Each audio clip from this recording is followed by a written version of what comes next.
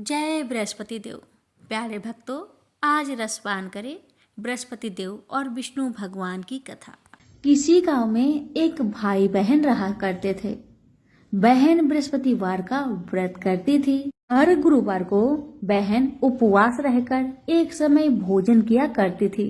बहन की श्रद्धा भक्ति को देखकर बृहस्पति महाराज आते हैं। उसे 4 लड्डू और एक चांदी का कटोरा और एक सोने का सिक्का देकर चले जाते थे। और बहन भी 4 लड्डू खा लेती, चांदी का कटोरा, सोने का टका कोठे में रख देती।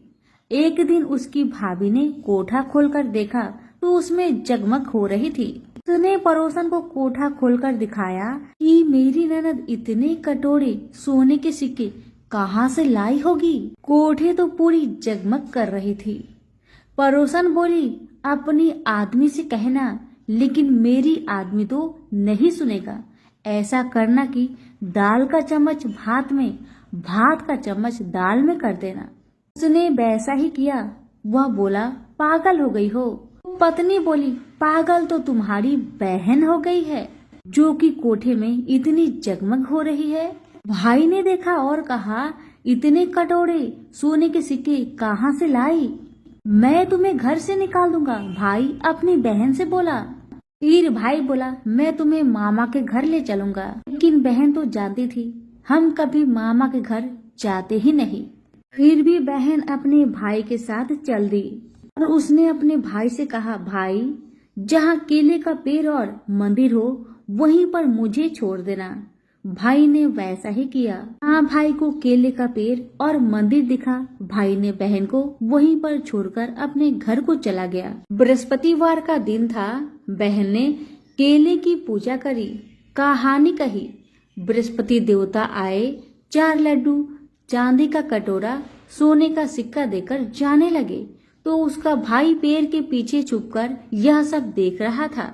भाई ने उसके पैर पकड़ लिए। बृहस्पति देवता बोले, मेरे पैर छोड़, पापी, कुंवारी कन्या को कलंक लगाते हो। यह तो सबसे मेरी व्रत करती है और मैं ही इसे चांदी के कटोरा, सोने का सिक्का देकर जाता हूँ। इसका पीछा भूल कर भी मत करना। वह अपनी बहन को घर लाया और उसकी भाभी दरवाजे पर खड़ी थी। वह बोली, तुम इसे फिर से ले आए? उसने बोला, मेरी बहन से कुछ मत कहना। मेरी बहन तो बृहस्पतिवार का व्रत करती है, वही इसे देकर जाते हैं। और भाभी बोली कि मैं भी देखूंगी। इसके बृहस्पति देवता वह सारी नगरी में बोल आई, सब अपने बच्चों को लेकर आना। मेरी ननद बृहस्पतिवार का व्रत करती है। सबको 4-4 लड्डू, सोने का सिक्का, चांदी का कटोरा मिलेगा। ननद अब एक पैर से खड़ी होकर प्रार्थना करती, हे बृहस्पति देव, मेरी लाज रखना। उसने 3 बार कहा और बृहस्पति देवता आए और सब बच्चों को 4-4 लड्डू, चांदी का कटोरा, सोने का सिक्का दिया और वहां से अंतर ध्यान हो गए। इस तरह बृहस्पति देवता जैसे उस लड़की पर कृपा करी, वैसे हम सब पर अपनी कृपा दृष्टि रखना। बोलो प्रेम से बृहस्पति देव महाराज की जय। भारत वर्ष के सौराष्ट्र देश में द्वापर युग की यह कहानी हुई है। सौराष्ट्र में उस समय भद्रश्रवा नाम के राजा थे। वे बड़े पराक्रमी राजा थे। 4 वेद, 6 शास्त्र, 18 पुराणों का उन्हें ज्ञान था। उनकी रानी का नाम सूरत चंद्रिका था। रानी देखने में सुंदर और सुलक्षणा थी तथा पतिव्रता थी। उन दोनों को 7 पुत्र तथा उनके बाद एक कन्या का वरदान मिला था। कन्या का नाम श्याम बाला था। एक बार महालक्ष्मी जी के मन में आया कि जाकर उस राजा के राज प्रसाद में रहे। इससे राजा को दुगनी धन दौलत की प्राप्ति होगी और वह इस धन दौलत से अपनी प्रजा को और सुख दे पाएगा।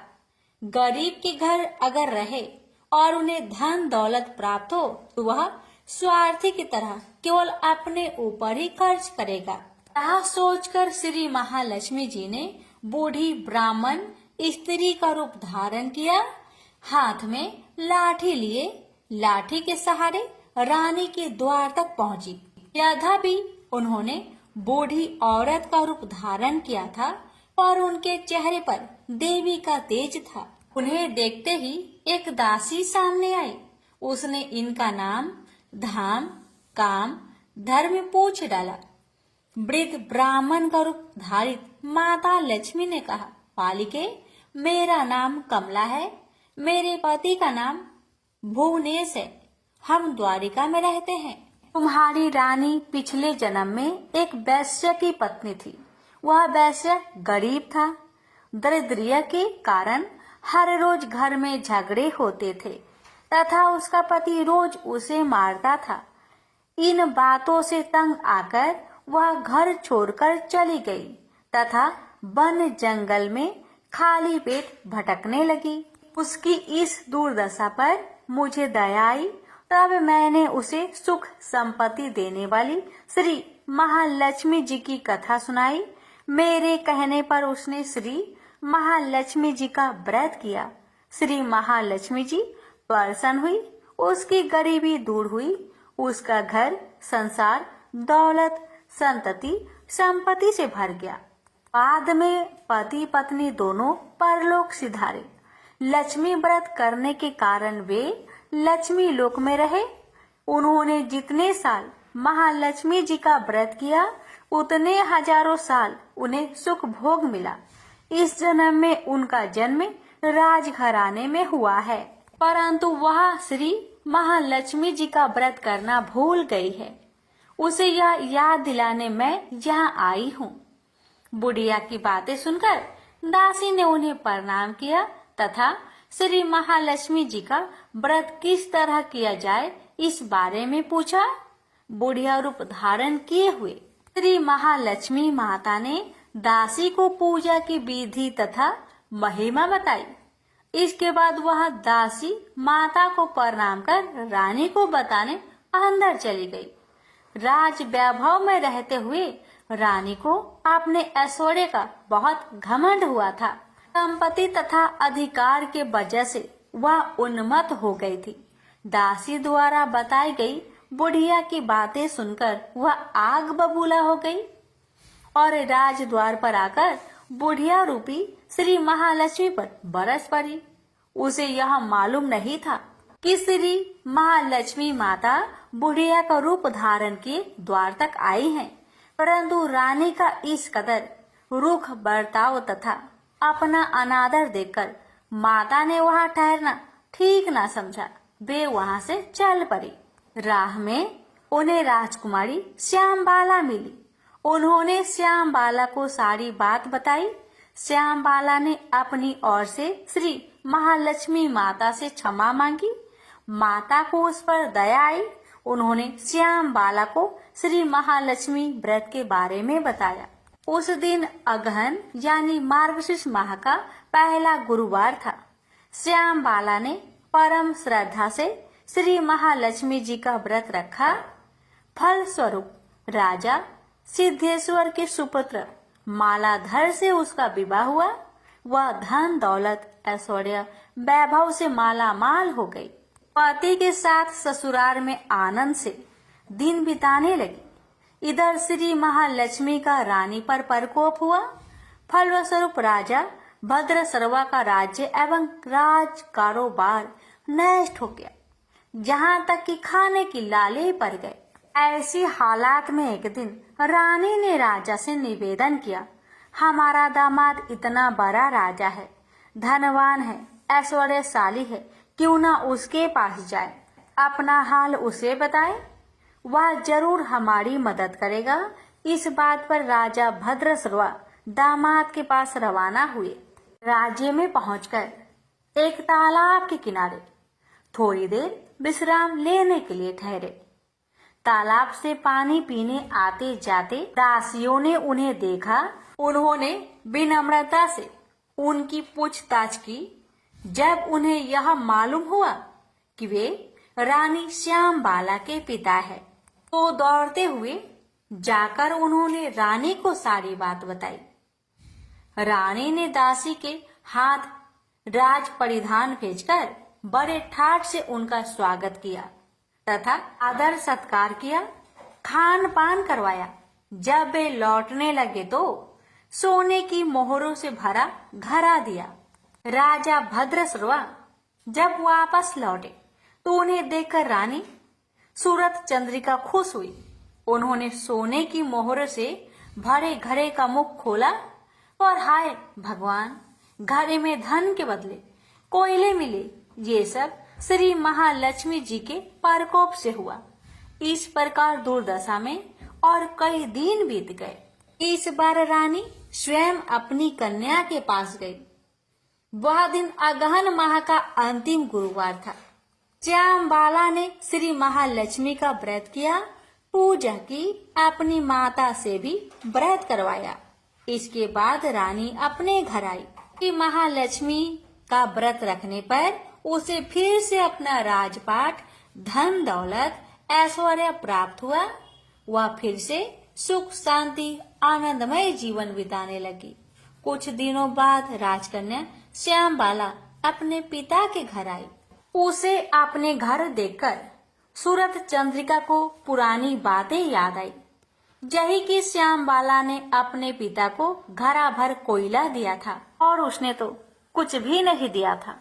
इसी कारण श्यामबाला को पिता के घर आने पर उसका कोई आदर आतिथ्य नहीं हुआ, बल्कि अनादर हुआ। पर उसने इस बात का बुरा नहीं माना। अपने घर लौटते समय उसने पिता के घर से थोड़ा नमक ले लिया। अपने घर लौटने पर उसके पति ने पूछा, अपने मायके से क्या लाई हो? इस पर उसने जवाब दिया, वहाँ का सार लाई हूँ। पति ने पूछा, इसका मतलब क्या हुआ? श्यामबाला ने कहा, थोड़ी धीरज रखे, सब मालूम हो जाएगा। उस दिन श्यामबाला ने सारा भोजन नमक बिना डाले ही बनाया और परोसा। पति ने खाना चखा, सारा खाना नमक बिना था, इसलिए स्वाद न आया। फिर श्यामबाला ने थाली में नमक डाला, इससे सारा भोजन स्वादिष्ट लगने लगा। तब श्यामबाला ने पति से कहा, यही है वह मायके से लाया हुआ सार। पति को उसकी बात सही लगी। फिर वह दोनों हंसी मजाक करते हुए भोजन करने लगे। कहा गया है कि इस तरह जो कोई श्रद्धा भाव से श्री महालक्ष्मी जी का पूजा करे, उसे माता की कृपा प्राप्त होती है, सुख संपत्ति शांति प्राप्त होती है, सभी मनोकामनाएं पूरी होती है। परंतु यह सब प्राप्त होने पर माता की पूजा को भूलना नहीं चाहिए। हर गुरुवार को व्रत पाठ अवश्य करना चाहिए। इस तरह श्री महालक्ष्मी जी की महिमा भक्तों की मनोकामना पूरी करती है। प्रेम से बोलिए लक्ष्मी माता जी की जय। हे माँ, आपकी कथा कहने वाले पर, सुनने वाले पर, हुकार भरने वालों पर अपनी कृपा सदा सर्वदा बनाए रखना, घर में सुख शांति बनाए रखना, भक्तों की हर मनोकामना को पूर्ण करना। बोलिए महालक्ष्मी माता जी की जय। गुरुवार व्रत करने से बृहस्पति देवता प्रसन्न होते हैं। यह व्रत अत्यंत फलदायी है।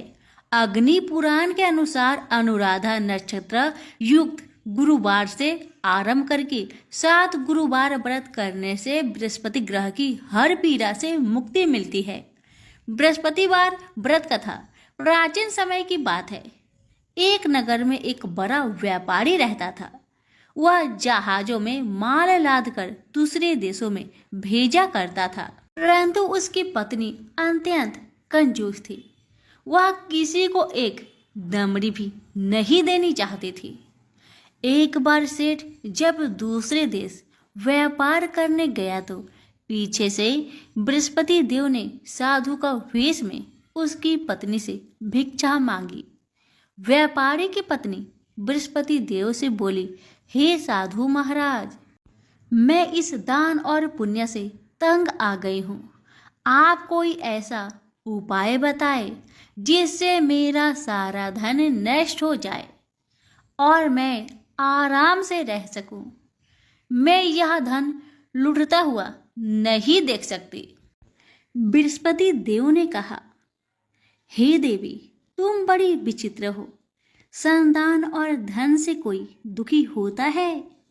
अगर अधिक धन है तो इसे शुभ कार्यों में लगाओ, कुंवारी कन्याओं का विवाह कराओ, विद्यालय और बाग बगीचों का निर्माण कराओ।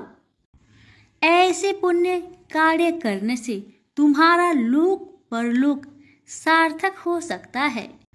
परंतु साधु की इन बातों से व्यापारी की पत्नी को खुशी नहीं हुई। उसने कहा, मुझे ऐसी धन की आवश्यकता नहीं है जिसे मैं दान में दूं। तब बृहस्पति देव बोले, यदि तुम्हारी ऐसी इच्छा है तो तुम एक उपाय करना। 7 बृहस्पतिवार घर को गोबर से लिपना, अपने केशों को पीली मिट्टी से धोना, केशों को धोते समय स्नान करना, व्यापारी से हजामत बनाने को कहना, भोजन में मांस मदिरा खाना, कपड़े अपने घर धोना। ऐसा करने से तुम्हारा सारा धन नष्ट हो जाएगा। इतना कहकर बृहस्पति देव अंतर्ध्यान हो गए। व्यापारी की पत्नी ने बृहस्पति देव के कहे अनुसार 7 बृहस्पतिवार वैसा ही करने का निश्चय किया। केवल 3 बृहस्पतिवार बीते थे कि उसके समस्त धन संपत्ति नष्ट हो गई और वह परलोक सिधार गई। जब व्यापारी वापस आया तो उसने देखा कि उसका सब कुछ नष्ट हो चुका है।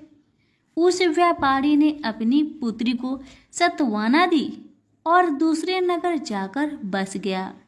वहां वह जंगल से लकड़ी काटकर लाता और शहर में बेचता। इस तरह वह अपना जीवन व्यतीत करने लगा। एक दिन उसकी पुत्री ने दही खाने की इच्छा प्रकट की, लेकिन व्यापारी के पास दही खरीदने के पैसे नहीं थे। वह अपनी पुत्री को अवशासन देकर जंगल में लकड़ी काटने चला गया। वहां एक वृक्ष के नीचे बैठ अपनी पूर्व दशा पर विचार कर रोने लगा। उस दिन बृहस्पतिवार था। तभी वहां बृहस्पति देव साधु के रूप में सेठ के पास आए और बोले, हे मनुष्य, तू इस जंगल में किस चिंता से बैठा है? तब व्यापारी बोला, हे महाराज, आप सब कुछ जानते हैं। इतना कहकर व्यापारी अपनी कहानी सुनाकर रो पड़ा। बृहस्पति देव बोले, देखो बेटा, तुम्हारी पत्नी ने बृहस्पति देव का अपमान किया था, इसी कारण तुम्हारा यह हाल हुआ है। लेकिन अब तुम किसी प्रकार की चिंता मत करो। तुम गुरुवार के दिन बृहस्पति देव का पाठ करो। 2 पैसे के चने और गुड़ को लेकर जल के लोटे में शक्कर डालकर वह अमृत और प्रसाद अपने परिवार के सदस्यों और कथा सुनने वालों में बांट दो। स्वयं भी प्रसाद और चनरा मिलट लो। भगवान तुम्हारा अवश्य कल्याण करेंगे। साधु की बात सुनकर व्यापारी बोला, महाराज, मुझे तो इतना भी नहीं बचता कि मैं अपनी पुत्री को दही लाकर दे सकूं। इस पर साधु जी बोले, तुम लकड़ियां शहर में बेचने जाना। तुम्हें लकड़ियों के दाम पहले से चौगुने मिलेंगे, जिससे तुम्हारे सारे कार्य सिद्ध हो जाएंगे। उसने लकड़ियां काटी और शहर में बेचने के लिए चल पड़ा। उसकी लकड़ियां अच्छे दाम में बिक गई, जिससे उसने अपनी पुत्री के लिए दही लिया और गुरुवार की कथा हेतु चना गुड़ लेकर कथा की और प्रसाद बांटकर स्वयं भी खाया। उसी दिन परंतु अगले बृहस्पतिवार को वह कथा करना भूल गया। अगले दिन वहां के राजा ने एक बड़े यज्ञ का आयोजन कर पूरे नगर के लोगों के लिए भोज का आयोजन किया। राजा की आज्ञा अनुसार पूरा नगर राजा के महल में भोज करने गया, लेकिन व्यापारी व उसकी पुत्री तनिक विलंब से पहुंचे। अतः उन दोनों को राजा ने महल में ले जाकर भोजन करवाया। जब वे दोनों लौटकर आए तब रानी ने देखा कि उसका खूंटी पर टंगा हार गायब है। रानी को व्यापारी और उसकी पुत्री पर संदेह हुआ कि उसका हार उन दोनों ने ही चुराया है। राजा के आज्ञा से उन दोनों को कारावास की कोठरी में कैद कर दिया गया। कैद में पड़कर दोनों अत्यंत दुखी हुए। वहां उन्होंने बृहस्पति देवता का स्मरण किया। बृहस्पति देव ने प्रकट होकर व्यापारी को उसकी भूल का आभास कराया और उन्हें सलाह दी कि गुरुवार के दिन कैद खाने के दरवाजे पर तुम्हें 2 पैसे मिलेंगे। उनसे तुम चने और मुनक्का मंगवाकर विधि पूर्वक बृहस्पति देवता का पूजन करना। तुम्हारे सब दुख दूर हो जाएंगे। बृहस्पतिवार को कैद खाने के द्वार पर उन्हें 2 पैसे मिले। बाहर सड़क पर एक स्त्री जा रही थी। व्यापारी ने उसे बुलाकर गुड़ और चने लाने को कहा। इस पर वह स्त्री बोली, मैं अपने बहू के लिए गहने लेने जा रही हूँ, मेरे पास समय नहीं है। इतना कहकर वह चली गई। थोड़ी देर बाद वहां से एक और स्त्री निकली। व्यापारी ने उसे बुलाकर कहा कि हे बहन, मुझे बृहस्पतिवार की कथा करनी है, तुम मुझे 2 पैसे का गुड़ चना ला दो। बृहस्पति देव का नाम सुनकर वह स्त्री बोली, भाई मैं तुम्हें अभी गुड़ चना लाकर देती हूँ। मेरा इकलौता पुत्र मर गया है, मैं उसके लिए कफन लेने जा रही थी, लेकिन मैं पहले तुम्हारा काम करूंगी, उसके बाद अपने पुत्र के लिए कफन लाऊंगी। वह स्त्री बाजार से व्यापारी के लिए गुड़ चना ले आई और स्वयं भी बृहस्पति देव की कथा सुनी। कथा के समाप्त होने पर वह स्त्री कफन लेकर घर गई। घर पर लोग उसके पुत्र की लाश को राम नाम सत्य है कहते हुए शमशान ले जाने की तैयारी कर रहे थे। स्त्री बोली, मुझे अपने लड़के का मुख देख लेने दो। अपने पुत्र का मुख देखकर उस स्त्री ने उसके मुख में प्रसाद और चंद्रामृत डाला। प्रसाद और चंद्रामृत के प्रभाव से वह पुनः जीवित हो गया। उसी रात बृहस्पति देव राजा के सपने में आए और बोले, हे राजन, तूने जिस व्यापारी और उसके पुत्री को जेल में कैद कर रखा है वह बिल्कुल निर्दोष है। तुम्हारी रानी का हार वही खूंटी पर टांगा है। दिन निकलता तो राजा रानी ने हार खूंटी पर लटका हुआ पाया। राजा ने उस व्यापारी और उसकी पुत्री को रिहा कर दिया और उन्हें आधा राज्य देकर उसकी पुत्री का विवाह उच्च कुल में कराकर दहेज में हीरे जवाहरात दिए। सभी प्रेम से बोलिए, बृहस्पति देव की जय हो। एक बार भगवान विष्णु जी शेषनाग पर बैठे बैठे बोर हो गए और उन्होंने धरती पर घूमने का विचार मन में किया। वैसे भी कई साल बीत गए थे। धरती पर आए और वह अपनी यात्रा की तैयारी में लग गए। स्वामी को तैयार होता देखकर लक्ष्मी माता ने पूछा, आज सुबह सुबह कहाँ जाने की तैयारी हो रही है? विष्णु जी ने कहा, हे लक्ष्मी, मैं धरती लोक पर घूमने जा रहा हूँ। तो कुछ सोचकर लक्ष्मी माँ ने कहा, हे देव, क्या मैं भी आपके साथ चल सकती हूँ? भगवान विष्णु ने 2 पल सोचा, फिर कहा, एक शर्त है, तुम मेरे साथ चल सकती हो। तुम धरती पर पहुंचकर उत्तर दिशा की ओर बिल्कुल मत देखना। इसके साथ ही माता लक्ष्मी ने हाँ कह के अपनी मनवा ली और सुबह सुबह माँ लक्ष्मी और भगवान विष्णु धरती पर पहुंच गए। अभी सूर्य देवता निकल रहे थे। रात बरसात होकर हटी थी। चारों ओर हरियाली ही हरियाली थी।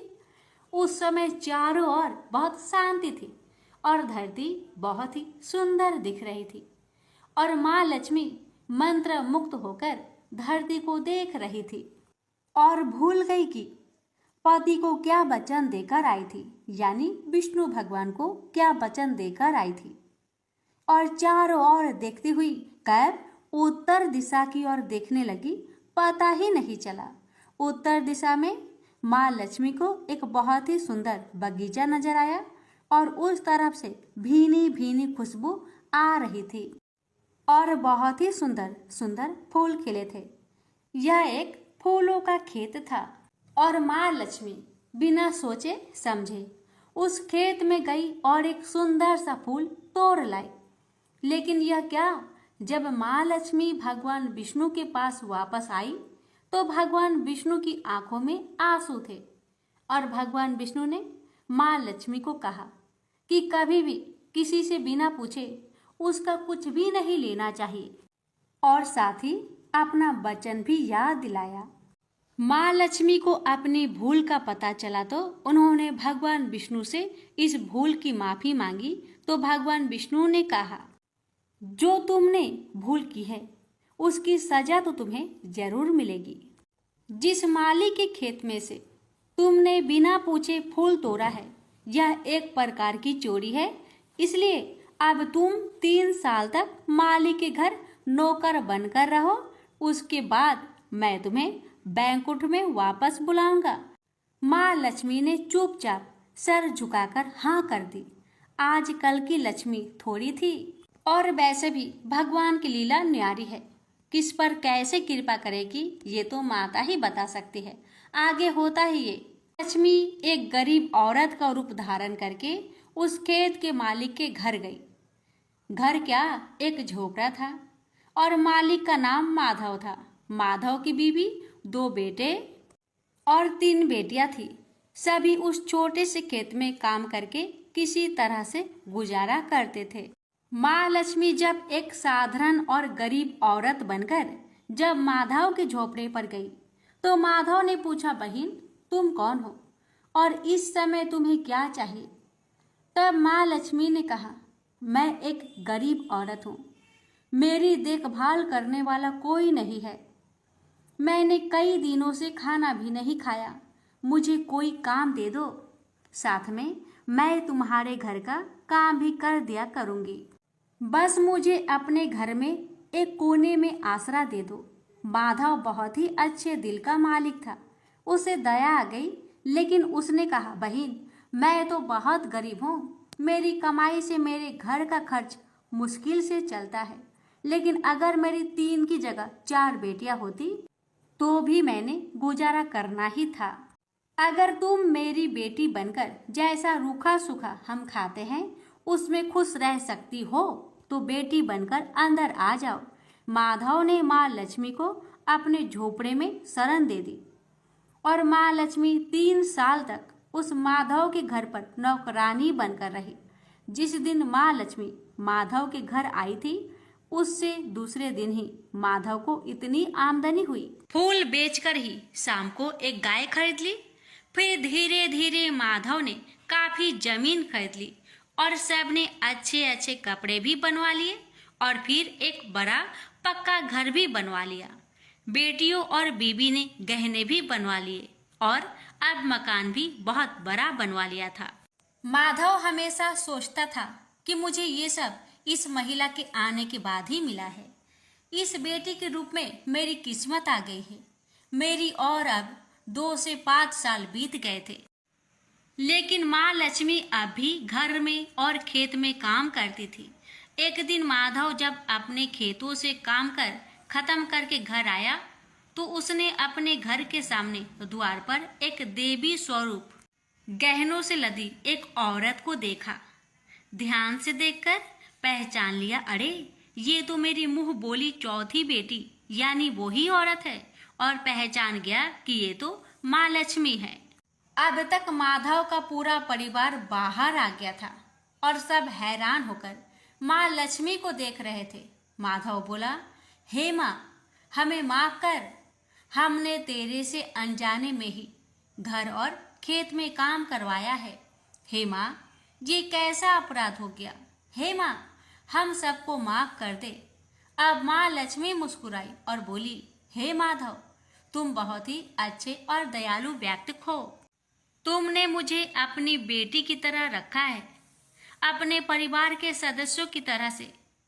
इसके बदले मैं तुम्हें वरदान देती हूँ कि तुम्हारे पास कभी भी खुशियों की और धन की कमी नहीं रहेगी। तुम्हें सारे सुख मिलेंगे जिसके तुम हकदार हो। और फिर माँ अपने स्वामी के द्वारा भेजे रथ में बैठकर बैकुंठ चली गई।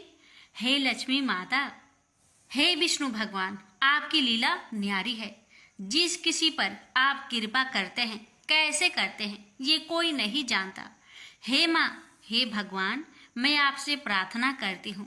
हे लक्ष्मी नारायण भगवान जी, हे माँ लक्ष्मी, आपकी कथा कहने वाले, श्रद्धा भाव से इस कथा को सुनने वाले, आपके जय जयकार करने वाले सभी भक्तों की हर कष्ट को दूर करना, घर में सदा अन्न धन का भंडार भरे रखना, निरोगी काया देना, अपने भक्तों की हर मनोकामना को पूर्ण करना। विष्णु भक्त ध्रुव की कथा। अंतरिक्ष में उत्तर की दिशा में एक तारा है जिसका नाम ध्रुव है। इस तारे का नाम उसी ध्रुव पर रखा गया है जो भगवान विष्णु का परम भक्त था। आइए जानते हैं ध्रुव की कथा। स्वयंभू मनु और उनकी धर्मपत्नी शतरूपा के पुत्र उत्तानपाद मनु के बाद सिंहासन पर विराजमान हुए। उत्तानपाद अपने पिता मनु के समान ही न्यायप्रिय और प्रजापालक थे। उत्तानपाद की 2 रानियां थी। बड़ी रानी का नाम सुनीति और छोटी का नाम सुरुचि था। सुनीति को एक पुत्र ध्रुव और सुरुचि को भी एक पुत्र था जिसका नाम उत्तम था। ध्रुव बड़ा होने के कारण राजगद्दी का स्वाभाविक उत्तराधिकारी था, पर सुरुचि अपने पुत्र उत्तम को पिता के बाद राजा बनते देखना चाहती थी।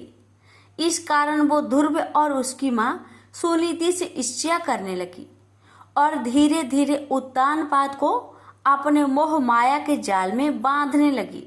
इस प्रकार सुरुचि ने ध्रुव और सुनीति को उत्तानपाद से दूर कर दिया। उत्तानपाद भी सुरुचि के रूप पर मोहित होकर अपने पारिवारिक कर्तव्य से विमुख हो गए और सुनीति की अपेक्षा करने लगे। एक दिन बालक ध्रुव पिता से मिलने की जिद करने लगा। माता ने तिरस्कार के भय से और बालक के कोमल मन को ठेस न लगे इसलिए ध्रुव को बहलाने लगी, पर ध्रुव अपनी जिद पर अड़ा रहा। अंत में माता ने हार कर उसे पिता के पास जाने की आज्ञा दे दी। जब ध्रुव पिता के पास पहुंचा तो देखा कि उसके पिता राज सिंहासन पर बैठे हैं और वही पास में उसकी बीमाता सुरुचि भी बैठी है।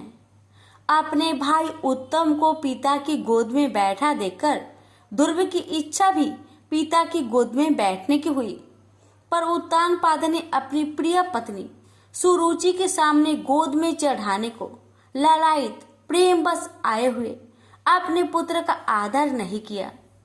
अपनी सौत के पुत्र ध्रुव को पिता की गोद में चढ़ने को उत्सुक देखकर सुरुचि को क्रोध आ गया और कहा, अरे लल्ला, बिना मेरे पेट से जन्म लिए किसी अन्य स्त्री का पुत्र होकर तू क्यों इतनी बड़ी इच्छा करता है?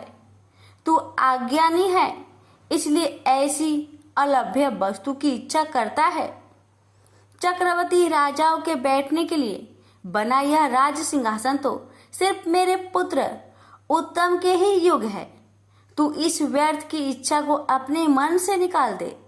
अपनी भी माता का ऐसा कथन सुनकर ध्रुव कोपित होकर पिता को छोड़कर अपने माता के महल को चल दिया। उस समय क्रोध से ध्रुव के होठ कांप रहे थे और वो जोरों से सिसकियां ले रहा था। अपने पुत्र को इस प्रकार अत्यंत क्रोधित और खिन्न देखकर सुनीति ने ध्रुव को प्रेम पूर्वक अपनी गोद में बैठाकर पूछा, बेटा, तेरे क्रोध का क्या कारण है? किसने तेरा निरादर करके तेरे पिता का अपमान करने का साहस किया है? ये सुनकर ध्रुव ने अपनी माता को रोते हुए वह सब बात बताई जो उसकी बीमाता ने पिता के सामने कही थी। अपने पुत्र से सारी बात सुनकर सुनीति अत्यंत दुखी होकर बोली, बेटा, सुरुचि ने ठीक कहा है। तू अवश्य ही मंद भाग्य है जो मेरे गर्भ से जन्म लिया। पुण्यवानों से उसकी विपक्षी भी ऐसी बात नहीं कह सकती। पूर्व जन्म में तूने जो कुछ भी किया है उसे कौन दूर कर सकता है, और जो नहीं किया है उसे तुझे कौन दिला सकता है। इसलिए तुझे अपनी भी माता के बातों को भूल जाना चाहिए। ये वत्स, पुण्यवानों को ही राजवैद्य, घोड़े, हाथी आदि प्राप्त होते हैं। ऐसा जानकर तू शांत हो जा। यदि सुरुचि के वाक्य से तुझे अत्यंत दुख हुआ है तो सर्व फलदायिनी पुण्य के संग्रह करने का प्रयत्न कर। तू सुशील, पुण्यात्मा और समस्त प्राणियों का हितैषी बन, क्योंकि जिस प्रकार नीची भूमि की ओर ढलकता हुआ जल अपने आप ही जलाशय में एकत्र हो जाता है, उसी प्रकार सत्पात्र मनुष्य के पास समस्त संपत्तियां अपने आप ही आ जाती है। माता की बात सुनकर ध्रुव ने कहा, माँ, अब मैं वही प्रयत्न करूंगा जिससे संपूर्ण लोकों में आदरणीय सर्वश्रेष्ठ पद को प्राप्त कर सकूं। अब मुझे पिता का सिंहासन नहीं चाहिए, वह मेरे भाई उत्तम को ही मिले। मैं किसी दूसरे के दिए हुए पद का इच्छुक नहीं हूँ। मैं तो अपने पुरुषार्थ से ही उस परम पद को पाना चाहता हूँ जिसको पिताजी ने भी प्राप्त नहीं किया है। अपनी माता से इस प्रकार कहकर ध्रुव सुनीति के महल से निकल पड़ा और नगर से बाहर वन में पहुंचा। वहां ध्रुव ने पहले से ही आए हुए 7 मुनीश्वरों यानी 7 ऋषियों को मृग चम्र के आसन पर बैठे देखा। ध्रुव ने उन सबको प्रणाम करके उनका उचित अभिवादन किया और नम्रता पूर्वक कहा, हे महात्माओं, मैं सुनीति और राजा उत्तानपाद का पुत्र ध्रुव हूँ। मैं आत्मा गलाने के कारण आपके पास आया हूँ। यह सुनकर ऋषि बोले, राजकुमार, अभी तो तू सिर्फ 4-5 वर्ष का बालक जान पड़ता है। तेरी चिंता का कोई कारण भी दिखाई नहीं देता, क्योंकि अभी तो तेरे पिता जीवित है। फिर तेरी गलाने का क्या कारण है? तब ध्रुव ने ऋषियों को वह सब बात बताई जो सुरुचि ने उसे कहे थे। ये सुनकर ऋषिगण आपस में कहने लगे, अहो, छात्र तेज कैसा परवल है जिससे इन नन्हे बालक के हृदय से भी अपनी भी माता के दुर्वचन नहीं टलते। ऋषि बोले, हे क्षत्रिय कुमार, तूने जरूर कुछ निश्चय किया है। अगर तेरा मन करे तो वह हमें बता। हे तेजस्वी, हमें ये भी पता कि हम तेरी क्या सहायता करें। ध्रुव ने कहा, हे मुनिगण, मुझे ना तो धन की इच्छा है और ना ही राज्य की। मैं तो केवल एक उसी स्थान को जाना चाहता हूँ जिसको पहले किसी ने न भोगा हो। हे मुनि श्रेष्ठ, आप लोग बस मुझे यह बता दे कि क्या करने से मुझे वह श्रेष्ठ स्थान प्राप्त हो सकता है। ध्रुव के इस प्रकार पूछने पर सभी ऋषिगण एक एक करके ध्रुव को उपदेश देने लगे। मरीचि बोले, हे राजपुत्र, बिना नारायण की आराधना किए मनुष्य को वह श्रेष्ठ स्थान नहीं मिल सकता, अतः तू उनकी ही आराधना कर। अत्रि बोले, जो परा आकृति से भी पड़े हैं वे परम पुरुष नारायण जिससे संतुष्ट होते हैं उसी को वह अक्षय पद प्राप्त होता है। यह मैं एकदम सच कहता हूँ। अंगिरा बोले, यदि तू अग्र स्थान का इच्छुक है तो जिस सर्वव्यापक नारायण से यह सारा जगत व्याप्त है तू उसी नारायण की आराधना कर। पुलस्त्य बोले, जो परम ब्रह्मा, परम धाम और परम स्वरूप है, उन नारायण की आराधना करने से मनुष्य अति दुर्लभ मोक्ष पद को भी प्राप्त कर लेता है।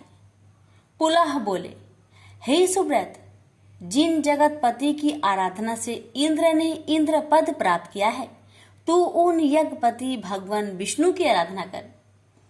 क्रतु बोले, जो परम पुरुष, यज्ञ पुरुष, यज्ञ और युगेश्वर है, उन जनार्दन के संतुष्ट होने पर कौन सी वस्तु दुर्लभ रह जाती है।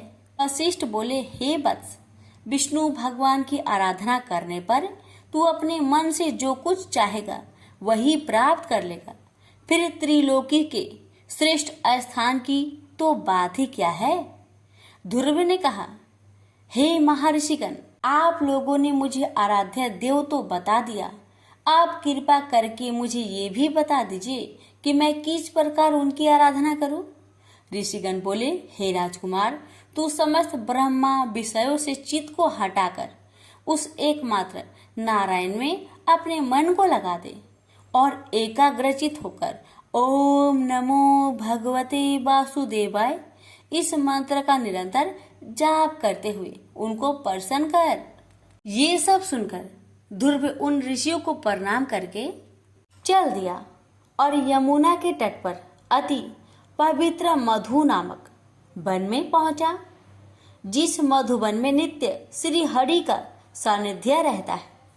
उसी सर्व पाप हरि तीर्थ में ध्रुव कठोर तपस्या करने लगा।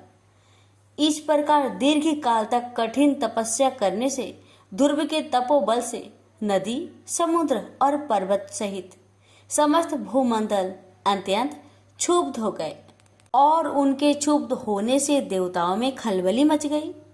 तब देवताओं ने अत्यंत व्याकुल होकर इंद्र के साथ परामर्श करके ध्रुव का ध्यान भंग करने का आयोजन किया। देवताओं ने माया से कभी हिंसक जंगली पशुओं के द्वारा तो कभी राक्षसों के द्वारा ध्रुव के मन में भय उत्पन्न करने की कोशिश की, परंतु विफल रहने पर ध्रुव की माता के रूप में भी उसका ध्यान भंग करने का प्रयत्न किया, पर ध्रुव एकाग्रचित होकर सिर्फ भगवान विष्णु के ध्यान में ही लगा रहा और किसी की ओर देखा तक नहीं। जब सब प्रकार के प्रयत्न विफल हो गए तो देवताओं को बड़ा भय हुआ और सब मिलकर श्री हरि की शरण में गए।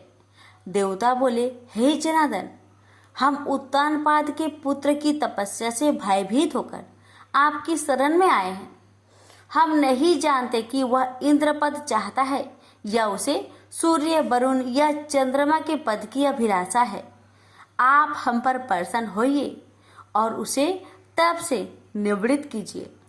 श्री भगवान बोले, हे देवगण, उसे इंद्र, सूर्य, वरुण, कुबेर आदि किसी की पद की अभिलाषा नहीं है। आप सब लोग निश्चिंत होकर अपने स्थान को जाइए। मैं तपस्या में लगे हुए उस बालक की इच्छा को पूर्ण करके उसे तपस्या से निवृत्त करूंगा। श्री हरि की ऐसे कहने पर देवगण उन्हें प्रणाम करके अपने स्थान को चले गए। भगवान विष्णु अपने भक्त ध्रुव की कठिन तपस्या से संतुष्ट होकर उसके सामने प्रकट हुए। श्री भगवान बोले, हे उत्तानपाद के पुत्र ध्रुव, तेरा कल्याण हो। मैं तेरी तपस्या से प्रसन्न होकर तुझे वर देने के लिए प्रकट हुआ हूँ। मैं तुझसे अति संतुष्ट हूँ। अब तू अपनी इच्छा अनुसार वर मांग।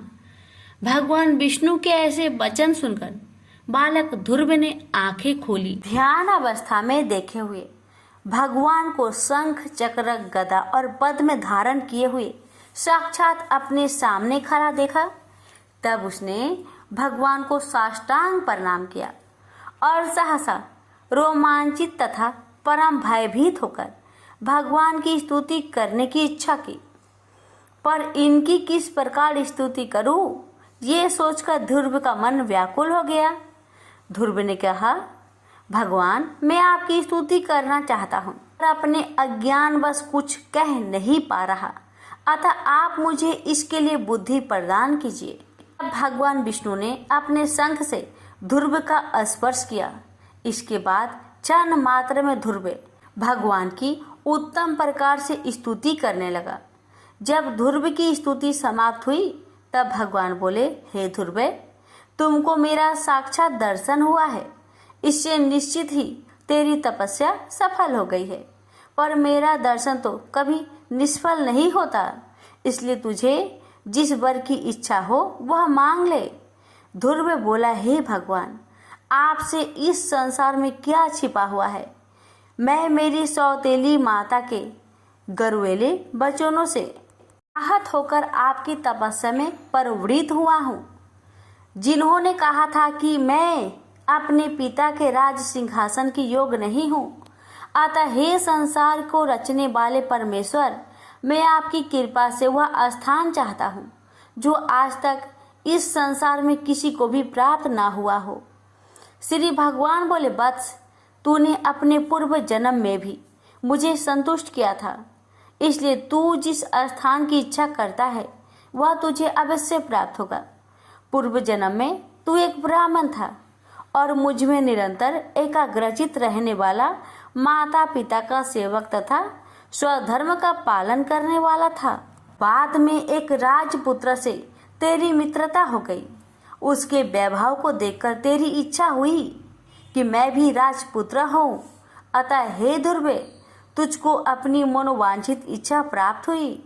जिस स्वयंभू मनु के कुल में किसी को स्थान मिलना अति दुर्लभ है, उन्हीं के घर में तूने उत्तानपाद के यहाँ जन्म लिया। जिसने मुझे संतुष्ट किया है उसके लिए इस संसार में कुछ भी असंभव नहीं है। मेरी कृपा से तू निश्चय ही उस स्थान को प्राप्त करेगा जो त्रिलोकी में सबसे उत्कृष्ट है और समस्त ग्रहों और तारा मंडल का आश्रय है। मेरे प्यारे भक्त ध्रुवे, मैं तुझे वह निश्चल ध्रुव स्थान देता हूँ जो सूर्य, चंद्र आदि ग्रहों, सभी नक्षत्रों और सप्त ऋषियों से भी ऊपर है। तेरी माता सुनीति भी वहाँ तेरे साथ निवास करेगी और जो लोग प्रातः काल और संध्या काल तेरा गुणगान करेंगे उन्हें महान पुण्य प्राप्त होगा। धन्य है ध्रुव की माता सुनीति, जिसने अपने हितकर वचनों से ध्रुव के साथ साथ स्वयं भी उस सर्वश्रेष्ठ स्थान को प्राप्त कर लिया। ध्रुव के नाम से ही उस दिव्य लोक को संसार में ध्रुव तारा के नाम से जाना जाता है। ध्रुव का मतलब होता है स्थिर, अपने स्थान से विचलित न होने वाला, जिसे भक्त ध्रुव ने सत्य साबित कर दिया। भक्त ध्रुव की कहानी में हमें यह शिक्षा मिलती है कि जिसके मन में दृढ़ निश्चय और हृदय में आत्मविश्वास हो, वह कठोर पुरुषार्थ के द्वार इस संसार में असंभव को भी संभव कर सकता है। प्रेम से बोलिए लक्ष्मी नारायण की जय।